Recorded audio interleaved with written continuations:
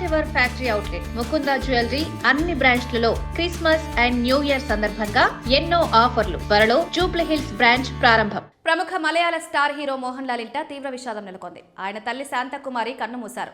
ప్రస్తుతం ఆమె వయసు 90 ఏళ్లు. గత కొంతకాలంగా వృద్ధాప్య సమస్యలతో బాధపడుతున్న ఆమె కొచ్చిలోని ఓ ప్రైవేట్ ఆసుపత్రిలో చికిత్స పొందుతూ తుదిశ్వాస విడిచారు. శాంతకుమారి అంత్యక్రియలు బుధవారం నిర్వహించనున్నట్లు కుటుంబ సభ్యులు తెలిపారు. మోహన్ లాల్ తండ్రి దివంగత విశ్వనాథన్ నాయర్ ప్రభుత్వ ఉద్యోగిగా సేవలందించారు.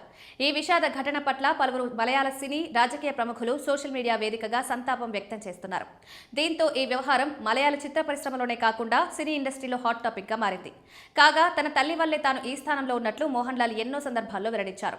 తన విజయాలను చూసి ఆమె ఎంతో గర్వపడేవారని, దాదాసాహెబ్ ఫాల్కే అవార్డు వచ్చిన సమయంలో మొదట ఆమె సమక్షంలోనే ఆనందాన్ని పంచుకున్నట్లు తెలిపారు. మరోవైపు మోహన్ లాల్ తెలుగు ప్రేక్షకులకు కూడా సుపరిచితులే.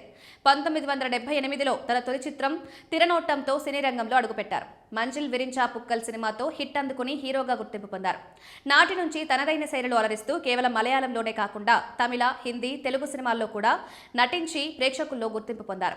నటనలో తనకు తానే సాటి అనేలా కంప్లీట్ యాక్టర్ గా నిలిచారు. హిట్స్, ఫ్లాప్స్ తో సంబంధం లేకుండా ఎన్నో అవార్డులు, రివార్డులు సొంతం చేసుకున్నారు ఈ సీనియర్ హీరో. నటుడుగానే కాకుండా నిర్మాతగా, గాయకుడిగా, థియేటర్ ఆర్టిస్ట్ గా కూడా టాలెంట్ నిరూపించుకున్నారు.